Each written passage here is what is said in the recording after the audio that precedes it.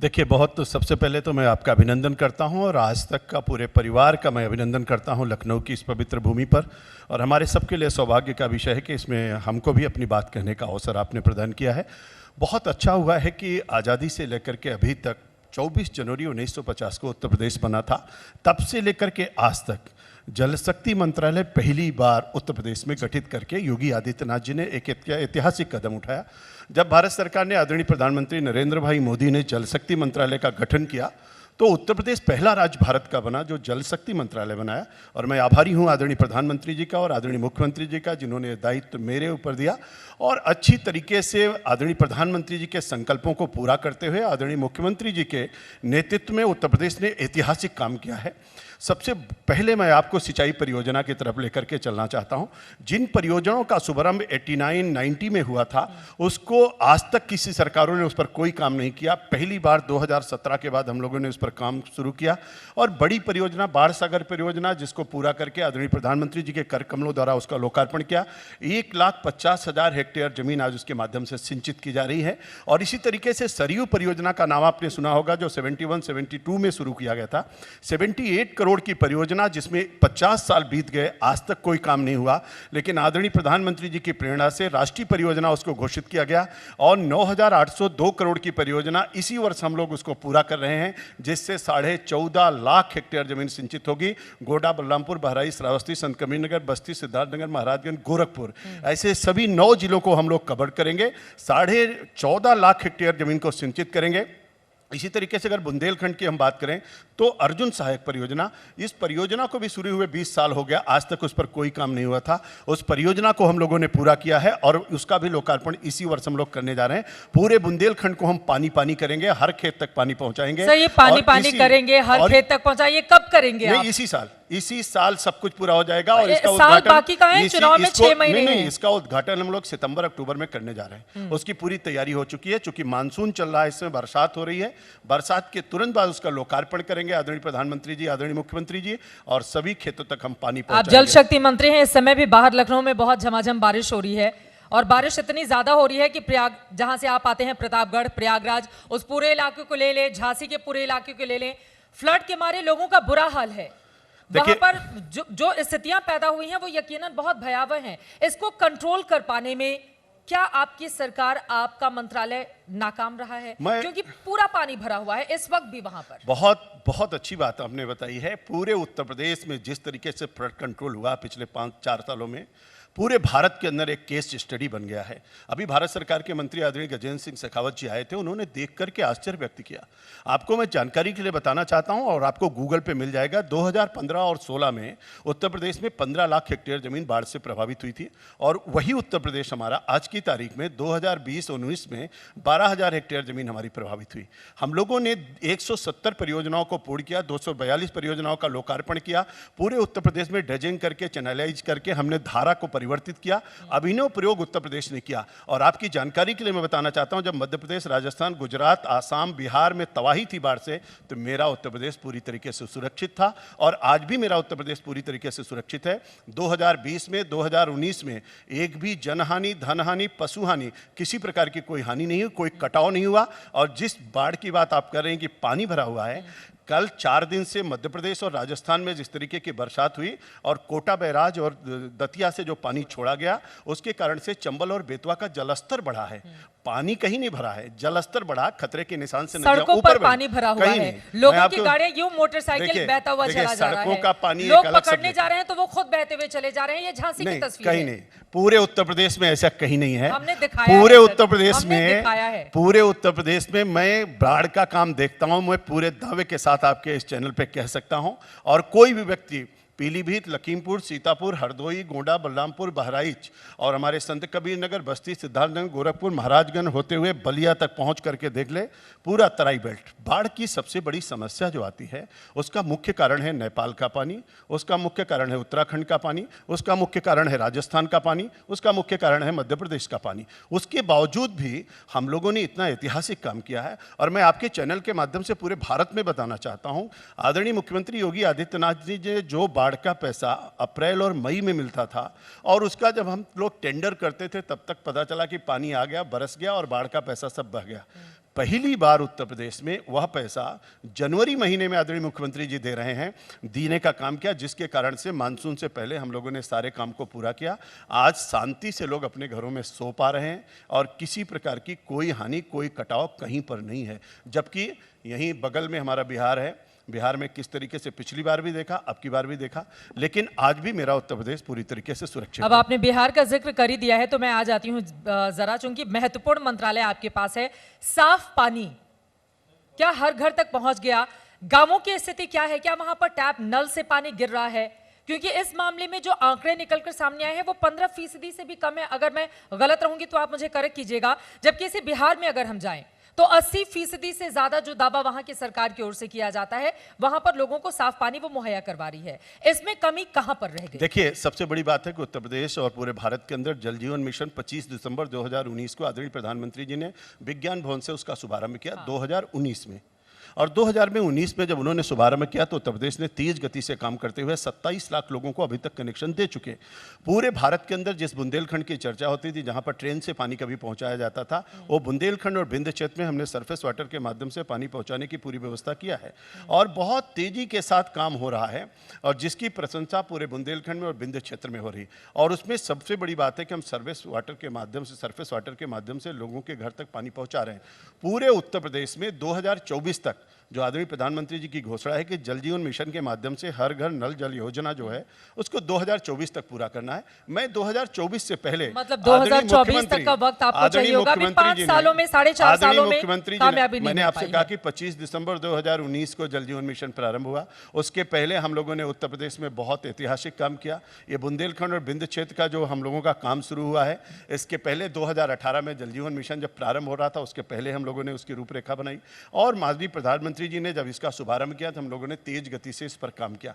उत्तर प्रदेश पहला राज्य है, अगर स्कूल के कनेक्शन के, आंगनबाड़ी के कनेक्शन के बारे में आप बात करें या जितने अन्य भवन के बारे में बात करें, तो उत्तर प्रदेश उसमें नंबर 1 के स्थान पर।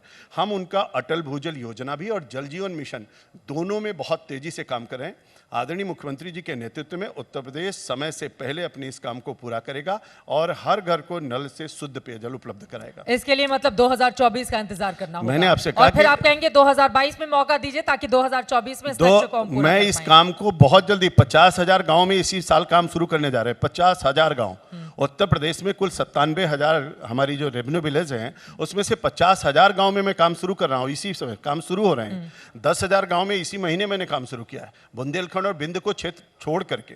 तो काम शुरू कर रहे हैं। काम पूरा करने में समय लगता है, 2, 4, 5 महीने लगता है। साफ पानी प्रदेश के कितने हिस्सों तक, अगर कुछ प्रतिशत में आप बता पाएं, कहां तक मुहैया देखिए, है उत्तर लोगों प्रदेश को? के हमारे जो जिले हैं उसका मैं एक बार आपको पूरा उत्तर प्रदेश बताना चाहता हूं। जैसे हमारा उत्तर प्रदेश बुंदेलखंड और विंध्य क्षेत्र है, जहां पर ग्राउंड वाटर हमारे पास नहीं है। हमारे पास बलिया है, उन्नाव है, आगरा है, मथुरा है। मथुरा में खारा पानी है, आगरा में पानी की कमी है, उन्नाव में आर्सेनिक और फ्लोराइड है, बलिया में आर्सेनिक और फ्लोराइड है। हिंडन के किनारे के जो हमारे एरिया हैं वो भी आर्सेनिक और फ्लोराइड से प्रभावित हैं। बाकी पूरे उत्तर प्रदेश में हमारे पास जल उपलब्ध है, और जहाँ पर जल उपलब्ध है ऐसे 5,000 गाँव में अभी तक हम लोगों ने टंकी बना करके लोगों के घर तक पानी पहुंचा दिया है। जो आप परसेंटेज की बात कर रही हैं, उसमें उत्तर प्रदेश का परसेंटेज आज की तारीख में 15 से 15.5% तक हम लोग पहुंच पाए हैं। लेकिन इस परसेंटेज को इसी साल चुनाव के पहले हम लोग इसको कम से कम 30-35% तक पहुंचाएंगे। ये कैसे संभव होगा? 4.5 सालों में अगर आपने इतनी सीमित 15 से मैंने 20% आपसे कहा के कि अंदर ही रखा, 25 दिसंबर, तो 6 महीने में आप इतनी बड़ी 25 कामयाबी दिसंबर कैसे 2019, 25 दिसंबर 2019, जल 25 जीवन दिसंबर, मिशन की शुरुआत हुई थी ना उस इसीलिए तारीख को। उस कार्य को, लेकिन आपकी जिम्मेदारी तो उसके पहले से उसके शुरू हो पहले जाती से है। इंडिया मार्का 2 लगता था उत्तर प्रदेश में। उत्तर प्रदेश में 28 लाख इंडिया मार्का 2 लोगों के घर तक पानी पहुंचाने की व्यवस्था उससे की जाती थी। और जैसे ही जल जीवन मिशन प्रारंभ हुआ, उत्तर प्रदेश तेज गति से आगे बढ़ रहा है और हम बहुत जल्दी इसमें कामयाब होंगे और भारत के अन्य राज्यों की अपेक्षा सबसे अच्छा पानी और सबसे अच्छी व्यवस्था। और एक बात मैं और आपसे कहना चाहता हूँ, भारत में बहुत सारी जगहों पर इस तरीके का काम चल रहा है, लेकिन हमारे उत्तर प्रदेश में 10 साल तक का मेंटेनेंस और उसका ऑपरेशन का काम भी उन्हीं कंपनियों को हम लोग दे रहे हैं जिनसे हम उसका काम करवा रहे हैं। तो बहुत अच्छे ढंग से काम करते हुए आगे भविष्य में कोई कठिनाई ना हो, उसकी भी व्यवस्था हम लोगों ने सुनिश्चित कराई है। ठीक है, कुछ चुनावों से जुड़े हुए सवाल मैं आपसे पूछूं उसके पहले, रोहिंग्याओं से जमीन खाली करवाई गई है, आपके ही मंत्रालय की ओर से ये सब कुछ किया गया है राजधानी दिल्ली में जाकर, जहां भूमाफिया या फिर आपराधिक ऐसे बहुत सारे लोग हैं जिनके बिल्डिंग तोड़वाने का काम सरकार ने किया है। रोहिंग्या जमीन पर आराम से कब्जा कर लेते हैं, कानो कान खबर तक नहीं लगती, बाद में आप लोगों की ओर से इस तरह की कार्रवाई की गई। जरा इसके बारे में विस्तार से देखिए, बताइए, आप लोगों की बिना जानकारी कैसे कैसे हो गया? पूरे उत्तर प्रदेश में 40,000 हेक्टेयर जमीन इरिगेशन की अवैध कब्जे में थी और पिछली सरकारों ने उनको संरक्षण दिया और कब्जा कराया। हमारे समय में कहीं पर कोई रोहिंग्या नहीं आया। इन लोगों ने पीछे से आकर के वहां पर बसे हुए थे। 2,500 हेक्टेयर जमीन आदरणीय योगी आदित्यनाथ जी के नेतृत्व में, उनके मार्गदर्शन में उत्तर प्रदेश में मैंने खाली कराया। और बहुत बड़ी बात है कि दिल्ली के अंदर जाकर के रोहिंग्या को बाहर किया और अपनी ज़मीन को हमने बचाया है। पूरे उत्तर प्रदेश में इस तरीके से 2,500 हेक्टेयर ज़मीन अभी तक हम खाली करा चुके हैं। जहां कहीं भी कब्जा उसको भी खाली कराएंगे। 35 साल से, 30 साल से, 25 साल से, 20 साल से लोगों ने अवैध कब्जा करके रखा। पिछली सरकारों ने उनको संरक्षण दिया, कब्जा कराया, लेकिन योगी आदित्यनाथ जी की सरकार इस अवैध कब्जे को हटाने की मुहिम चला रही है और हम लोग तेजी के साथ उस पर काम कर रहे हैं। और जब मैं इसकी हटाने की प्रक्रिया वहां पर प्रारंभ किया तो केजरीवाल सरकार ने उनका समर्थन किया। केजरीवाल सरकार उनके साथ खड़ी थी। अमातुल्ला विधायक वहां पर जाकर के संघर्ष कर रहा था और कहता था कि ये कहां जाएंगे।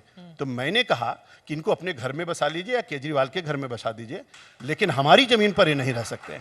और इसलिए आदरणीय योगी आदित्यनाथ जी का स्पष्ट निर्देश था और उस निर्देश का पालन करते हुए हम लोग भोर में 5 बजे बुलडोजर चला करके सबको बाहर कर दिया। और मैं आज के आपके माध्यम से कहना चाहता हूं, अभी और जहां कहीं रोहिंग्या हैं, एक भी हमारी जमीन पर नहीं रहने पाएंगे। उनको सबको मैं बाहर कहाँ करूंगा। जाएंगे वो लोग? वो केजरीवाल के घर में जाएं या केजरीवाल सरकार जाने, जिन्होंने बसाया वो जाने, मैं उसके लिए जिम्मेदार नहीं हूं। लेकिन उत्तर प्रदेश की सिंचाई की जमीन अगर दिल्ली में है तो उस पर अवैध कब्जा नहीं रहने पाएगा। दिल्ली में नहीं, कहीं पर भी होगा तो अवैध कब्जा नहीं रहेगा। अभी भी कब्जा है, कई ऐसे हिस्से हैं। निश्चित रूप से कब्जा है। हमारे सीलमपुर में कब्जा है, हमारे जो जमीन अभी हमने हटाई है वहाँ पर कब्जा है और उस सब कब्जे को हटाने के हम प्रयास कर रहे हैं। हमारी डेट अभी कल लगी थी, परसों लगी थी हाई कोर्ट में। वो डेट 28 तारीख शिफ्ट हुई है। इन लोगों ने गलत तरीके से मुकदमा भी दायर किया, लेकिन हमारी विजय होगी और विजय होने के बाद रातों रात हम उनको खाली कराएंगे। चलिए, अब विजय की बात आपने करी दी है तो आ जाती हूँ राजनीति में। राज तिलक वाला विजय आप लोगों को होगा या नहीं होगा? 2012 से आप विधान परिषद के सदस्य हैं, चुनाव आपने विधानसभा का नहीं लड़ा। इस बार बीजेपी का फॉर्मूला है कि जितने भी बड़े बड़े नेता मंत्री हैं उन तमाम लोगों को उतारा जाएगा, जिस तरह की खबरें सामने आ रही हैं। तो क्या 2022 का इलेक्शन आप लड़ेंगे, और अगर लड़ेंगे तो विधानसभा क्षेत्र आपका कौन सा होगा? 30 से 32 साल भारतीय जनता पार्टी का कार्यकर्ता हमको हो गया है। मैं भारतीय जनता पार्टी का एक सामान्य कार्यकर्ता हूं। पार्टी जो निर्देश करेगी वो सब करने के लिए मैं तैयार हूं।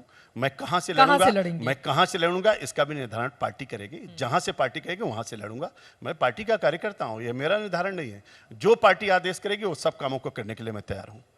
आपको आपके कामकाज के लिए कई अवार्ड भी भारत सरकार की ओर से मिले हुए हैं, लेकिन जल वाले मंत्रालय, चूंकि लगातार बाहर बारिश भी हो रही है तो एक बार फिर से मैं लौट कर उस पर आ जाती हूँ। समय भी कम है, कुछ और सवाल आपसे ले लूंगी।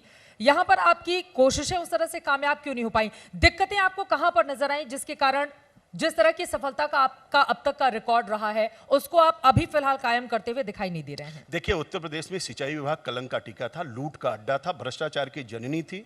उसको सब खत्म करना, लाइन अप करना, तेज गति से आगे बढ़ना, 48,000 किलोमीटर नहरों की सफाई करके टेल तक पानी पहुंचाना। 1821 में अंग्रेजों के जमाने में नहरों का शुभारंभ किया गया था। 200 सालों में 75,000 पुल पुलिया अंग्रेजों से लेकर आज तक बनाए गए और मैंने 100 दिन में 25,000 पुल पुलिया बनाया।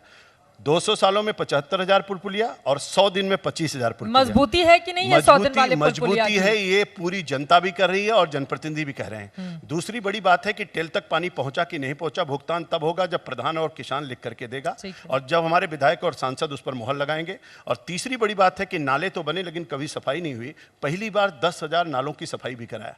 तो बाढ़ का काम हो, नहर का काम हो, नाले की सफाई हो और इसके साथ साथ खेतों तक पानी पहुंचाने की बात हो, ऐतिहासिक काम किया। और उसी का परिणाम था कि जब हम 5 नदियों का जीर्णोद्धार कराया तो आदरणीय नितिन गडकरी जी ने उसमें भी हमको पुरस्कार दिया।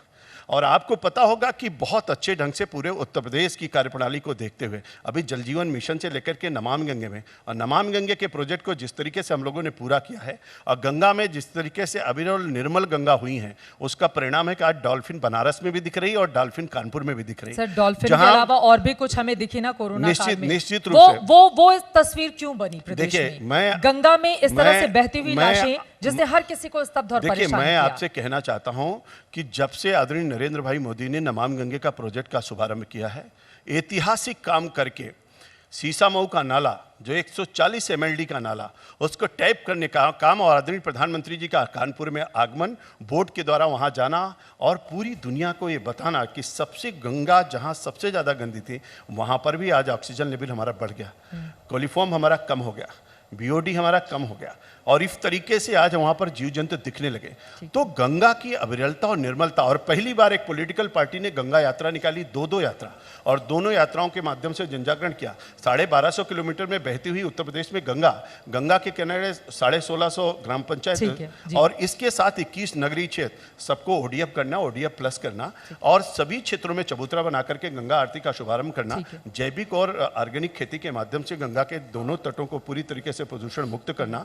इन सब चीजों के माध्यम से हम लोगों ने माँ गंगे को समर्पित होकर के गंगा तो दक्षिणार्थ मुक्ति का जो भाव है उसको लेकर के हम लोग बहुत तेजी के साथ काम कर रहे ठीक है हैं। सर। तो सभी क्षेत्रों में हम लोगों ने ऐतिहासिक काम किया है, इसलिए मोदी और योगी के कामों पर बार बार जनता मोहर लगा रही है। 2022 के चुनाव में फिर मोहर लगेगा, 350 के पार जाएंगे और फिर से अपनी सरकार बनाएंगे। चलिए, बहुत शुक्रिया हमारे साथ पंचायत आज तक का हिस्सा बनने के लिए। जो दावे आप कर रहे हैं उसमें कितना है दम, और वास्तव में इस तरह की कामयाबी मिलेगी क्या कि बीजेपी इतिहास में पहली बार ऐसा होगा जब अपनी सरकार को जो प्रचंड बहुमत की है उसको रिपीट कर पाती है, या फिर आगे क्या होगा इस पर रहेगी हमारी नजर। बहुत शुक्रिया हमारे साथ इस कार्यक्रम बहुत का बहुत हिस्सा धन्यवाद बनने के आपका, लिए। बहुत बहुत धन्यवाद, एक बार पुनः आपका अभिनंदन, बहुत धन्यवाद।